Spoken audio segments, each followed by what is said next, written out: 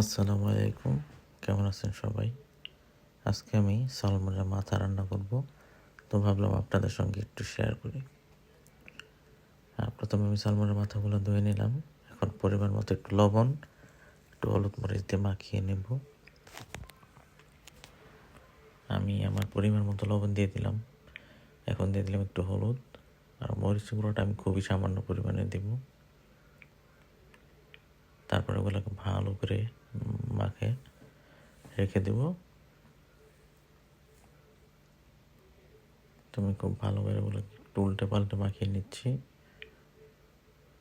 হলুদ মরিচটা একটু কম ব্যবহার করেছি আমি এখানে, কারণ হচ্ছে আমি হলুদ বা মরিচটা খুবই কম খাই। তো এখন একটি প্যান দিয়ে দিলাম চুলার মধ্যে, চুলাটা অন করে একদম হাই হিট করে দেব। তো প্যানটা গরম হয়ে গেছে, এখন আমি তেল দিয়ে দেব। আমি এখানে ব্যবহার করতেছি অলিভ অয়েল, একদম extra virgin olive oil, classic.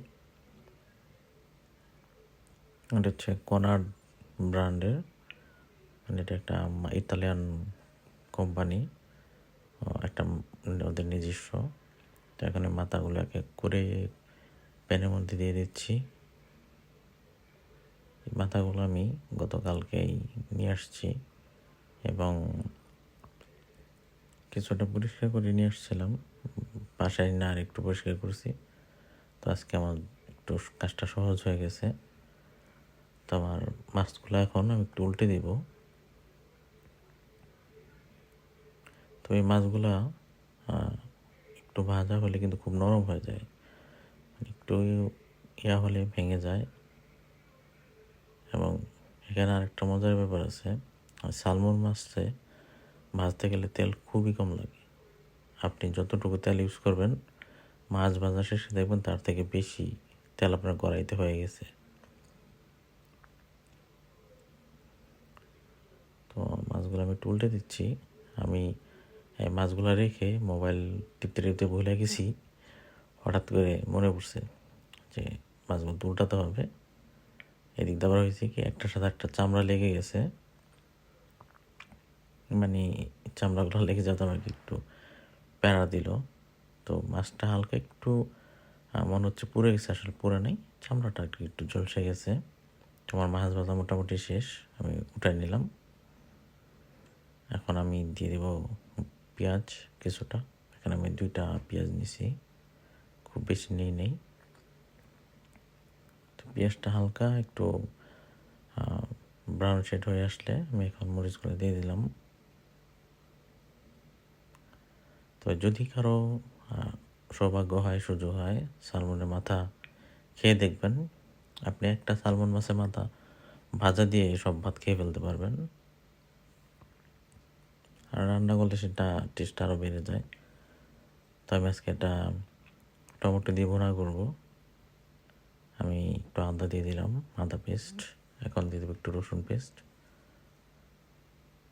এটাকে আমি একটু কষিয়ে নিয়েছি। আদাটার গন্ধটা চলে গেলে এখন আমি হলুদ মরিচ, জিরা ফাঁকি, ধনিয়া ফাঁকি পরিমাণ মতো দিয়ে নিলাম। আমি মরিচটা একটু কষিয়ে নিয়ে এরপর হালকা একটু পানি দিয়ে দিব। আর এখানে আরেকটা সমস্যা হচ্ছে, মশলাটা আমি কষাতে পারি না, কারণ হচ্ছে আশেপাশে এদেশের লোকজন থাকে, তো ওরা এই মশলার গন্ধটা খুব একটা সহ্য করতে পারে না। তো আমি এখানে হলুদ মরিচটা কম ব্যবহার করে একটু টমেটো সস দিয়ে দিলাম। তবে এই টমেটো সসটা কিন্তু কোনো ঝাল বা সুগার কিছুই নেই, একদম শুধু সস। তো দেখেন আমার কালারটা চেঞ্জ হয়ে গেছে, তেলটা ভেসে উঠছে। এখন আমি একটু পানি দিয়ে দিব অল্প করে।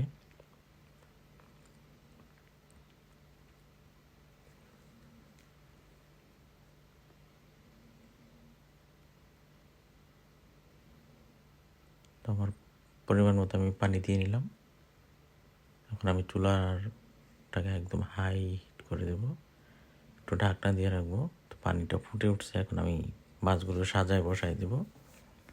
মাছগুলো একটু আগে দেওয়ার কারণ হচ্ছে মাছগুলা একটু সফট হবে পানিতে যখন রান্না হবে, এটা ভাপে ভাপে একটু সফট হবে। এবং যেহেতু পানিটা আমি খুবই কম দিছি, শেষ পর্যায়ে দিতে গেলে দেখা যাবে ঝোল শুকায় গেছে। তো দুইটা মাথা একটু খুলে গেছে। আসলে এই মাছটাতে প্রচুর পরিমাণে তেল থাকে, আর মাছের তেল শরীরের জন্য খুবই উপকার। মাংস না খেয়ে বেশি বেশি মাছ খাবেন। আর রান্নাটা কেমন হয়েছে জানাবেন। তবে আমার ভাইয়া বলতেছিল আজকে রান্নাটা, মাছটা খুবই মজা হয়েছে। তো আমি এখন টমেটো কেটে রাখছিলাম, ওটার মধ্যে সাজিয়ে দেব।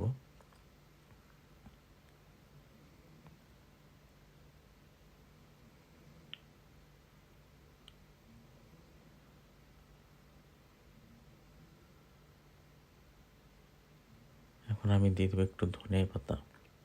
তো ধনিয়া পাতাটা আমি ফ্রোজেন করে রাখছি, এটা চাইলে আপনারাও করে রাখতে পারেন। ধনিয়া পাতা যখন সিজন থাকে, এটাকে কেটে সুন্দর করে একটা পলিথিনে, তো শক্ত পলিথিন যেগুলো আছে যেমন আটার, চিপসের, চানাচুরের, এই ধরনের পলিথিনগুলোতে রাখলে ভালো হয়।